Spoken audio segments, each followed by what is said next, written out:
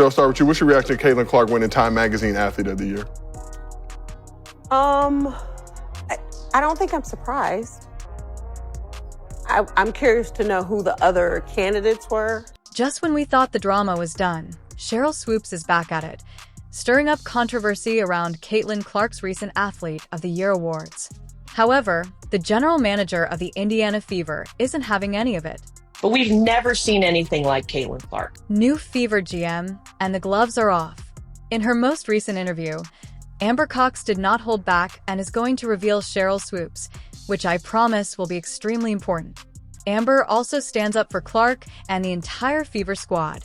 We'll dissect Swoopes' accusations in this video to show why they are completely false and how Cox is correcting the record, but she's also offering us a new take on the Fever's locker room that will make you laugh at everything Swoopes has been saying. Is this the last nail in Swoopes' credibility coffin?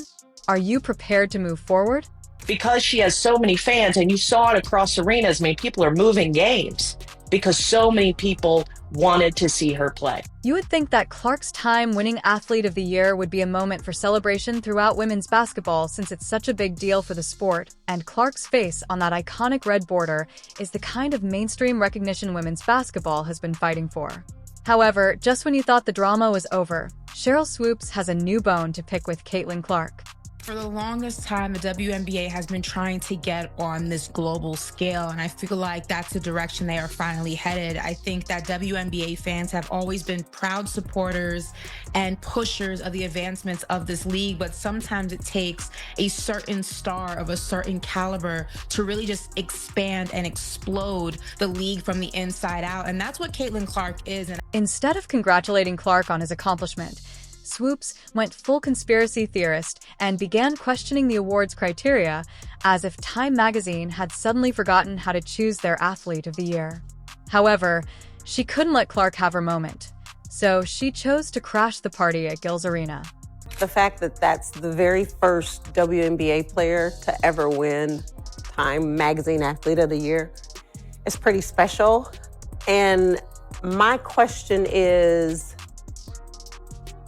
like the criteria, is it based off of her performance on the court, which, yeah, she had a great year, or is it more about the impact that she had on the game this season? You are aware of what's even Don't Get Me Wrong, but Wilder Swoopes had the gall to say that A'ja Wilson ought to have received the nomination instead. Wilson is a fantastic player, but this isn't about comparing players. Rather, it's about acknowledging Clark's indisputable influence on the game. Swoopes' remarks weren't just misplaced. They were disparaging a moment that ought to have featured united women's basketball. Put A'ja Wilson in there. That was just basketball. So that's what I'm saying. Was it just the performance on the court, or it's global? Else? It's like I think it's everything. Yeah, it's everything. However, this is where things start to get interesting. Amber Cox, the Indiana Fever's new general manager, isn't going to overlook Swoopes' remarks from a recent interview. Cox stepped out to defend Clark. She didn't merely disagree with Swoopes. She shut off the criticism entirely. Caitlin Clark was recently named Time's Athlete of the Year. Cox, the Times Athlete of the Year, highlighted what should be clear to everyone who is paying attention. She discussed how Clark's fame is drawing new fans to the sport, packing arenas and motivating an entirely new generation of players, making her victory a huge deal for women's basketball overall. Cox didn't hold back when she stated that Clark earned the prize, emphasizing both her influence off the court and her supremacy on it. I think Caitlin Clark deserved that award. What Caitlin Clark did, because so many eyeballs were on her, was she is a huge multiplier effect of that. However, Cox didn't stop there. She continued by outlining why this award is so important and how it elevates the sport as a whole, not simply Clark. Cox highlighted how Clark's accomplishments are giving all female athletes access to previously unattainable chances. Look, like, I don't take anything away from other players that brought more eyeballs. Angel, Cameron, right? Like, the identity and how much brand recognition these players now have in college absolutely helped the WNBA. And guess what? Cox isn't the only basketball expert who has been endorsing Clark's choice. They're highlighting how her college performances broke records, how she's generating previously unheard of viewership, and how she's influencing the discourse surrounding women's sports. Caitlin Clark is a superstar, not a female superstar. She is a superstar. We were coming to see Caitlin Clark play. She moves the needle. The WNBA has been looking for someone who moves the needle. According to these experts, Swoops appears to have forgotten that the award for Athlete of the Year isn't just about numbers. It's also about impact, influence, and advancing the sport. And nobody did that quite like Caitlin Clark in 2024 by fusing her historic college senior season with her record-breaking WNBA rookie debut. Now that her college career is over, it turns out there's nothing Caitlin Clark can't do! Given all of these facts, you might think that Swoops would back down or even acknowledge that she spoke too soon. But think again because, shockingly, she had another target in mind. This time, she wasn't just targeting Clark, she was targeting the entire Fever organization. Remember Kelsey Mitchell, the Fever superstar guard who has been dominating the scoreboard since 2018? Well, according to Swoops, her days in Indiana may be coming to an end, but let's examine the situation first. Obviously, as we get into free agency, the number one priority for us is re-signing Kelsey Mitchell. I think that backcourt was about as lethal as we've seen in the WNBA, and I'm talking maybe in history in the second half of the season last year. Everyone was thrilled to see these two offensive talents team up when Caitlin Clark joined the team. It seemed like the ideal match, but this is where things get interesting. Kelsey Mitchell has been a vital member of the Indiana Fever for years, and her three-point shooting and scoring prowess have made her a fan favorite. According to Sheryl Swoopes, the club is ignoring their longtime star in favor of the rookie phenomenon Clark because of the Fever. She even implied that Mitchell might want to leave Indiana as a result of this. Personally, here's where I think they did do a very good job, and that was with Kelsey Mitchell, who's an unrestricted free agent, because Kelsey Mitchell had a hell of a season this season, and I don't think she got the credit that she deserved. If Swoops is correct, this might be a significant issue for the Fever. Before we make any decisions, let's hear from someone who is actually in the know. Amber Cox, the Fever's general manager. Mitchell's free agent is approaching, and rumors like these could influence her decision to stay. Additionally, if players begin to believe there is favoritism, it could lead to some serious drama in the locker room. However, let's not forget that Swoops hasn't been the most trustworthy source when it comes to Clark and the Fever. So we want to reunite Caitlin and Kelsey. And Kelsey, when I think about her and her time in Indiana, and, you know, a lot of trials and tribulations throughout her career. So for me and for us, I'm most excited for her to be in this moment and experience so much success. Cox didn't merely disagree with Swoops. She flatly denied the accusations and stated unequivocally that Mitchell is an essential component of the Fever's future on and off the court. Cox referred to Mitchell as a cornerstone of the team, someone they're constructing around and not disregarding. Regarding Mitchell's impending free agency, Cox also revealed some inside information about the Fever's plans for her, including their desire to increase her role and view Mitchell and Clark as a potent team that might rule the league for years. Reigning her is a key priority, according to Cox, and she and Fever president Kelly Krakoff have discussed using the core designation to keep Mitchell in Indiana for at least another year. They are making every effort to make Fever a place where Mitchell wishes to stay for an extended period of time.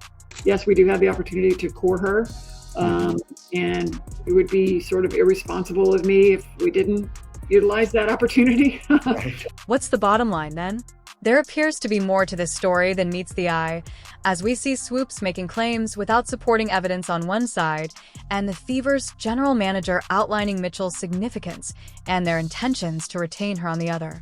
I've always kind of flew under the radar. I've always kind of been that person or that player, very conservative, very an introvert. So now I get to see the flip side of it. And it's kind of funny. I can laugh about it because I know it's come from a genuine place, but I embrace it from a standpoint of like people not, you know, guaranteed to see me play, and now that they do, I just hope I do right by it, you know. When it comes to Caitlin Clark, Sheryl Swoopes appears intent on proving that history repeats itself. Over the past year, Swoops has been on a mission to discredit Clark, beginning with the outrageous claim that she was 25 years old and playing against teenagers. But that was only the beginning.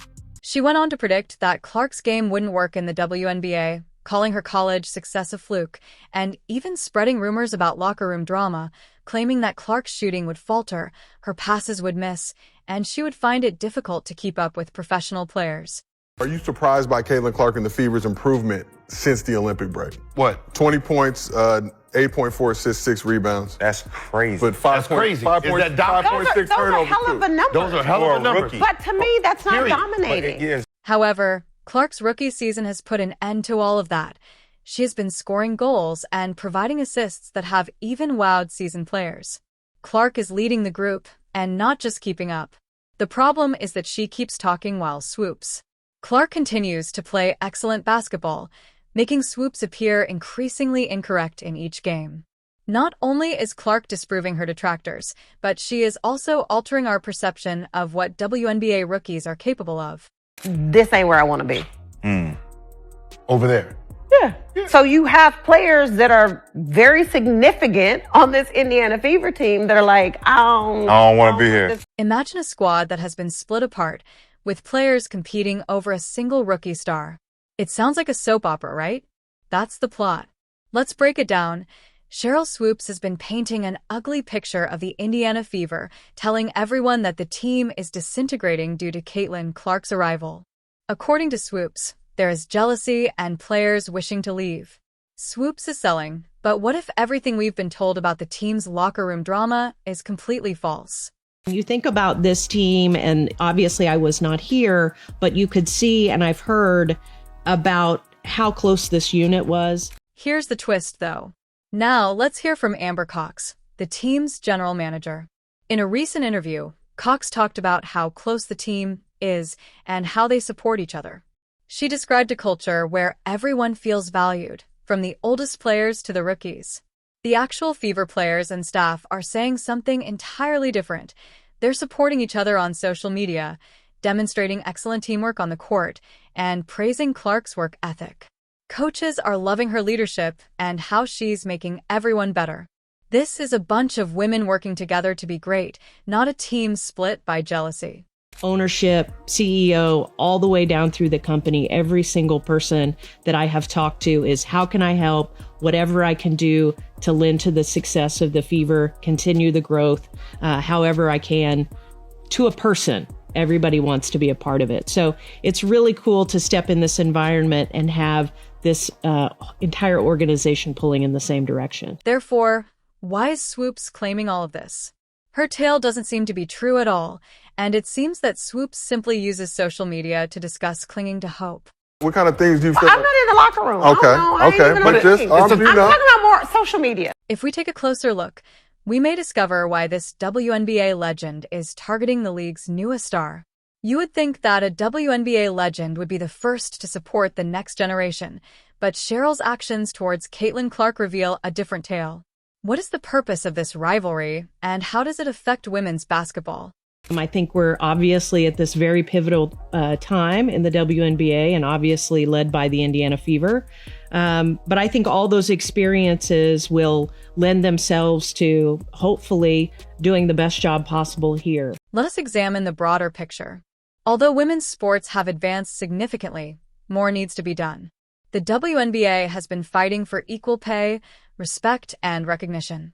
You would think that the pioneers would encourage one another and up-and-coming talent, since success for one should translate to success for everyone. We're at this incredible inflection point, and it feels like for the rest of the world, the light switch has come on, and everyone now understands what we all know and love about the WNBA, how tremendous these players are on the court, but also what great people they are off the court. However, Swoopes appears to have overlooked that memo. Her criticism of Clark is perplexing and may harm the sport she helped create. Here's the twist. When a legend continuously disparages a budding athlete, it sends a strange message to supporters, sponsors, and young athletes. Instead of dragging Clark down, Swoopes' criticism has united people in support of her players, coaches, and supporters who are speaking out against the hate and And I say it all the time, 1 through 12, we've got incredible stories to tell.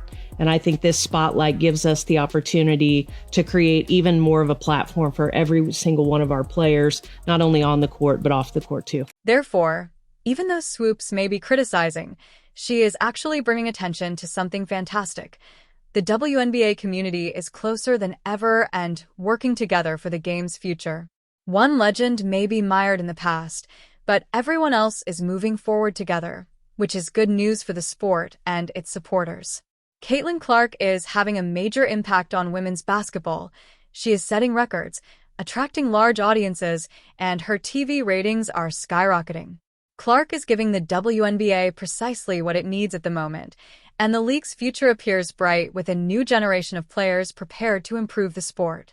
While some people may be resistant to change, Clark is bringing new fans' energy and excitement to women's basketball. The WNBA is welcoming this new age, which is good for everyone who enjoys the game. Do you agree?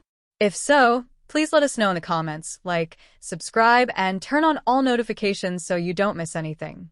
We'll see you in the next one after you click the video on the screen.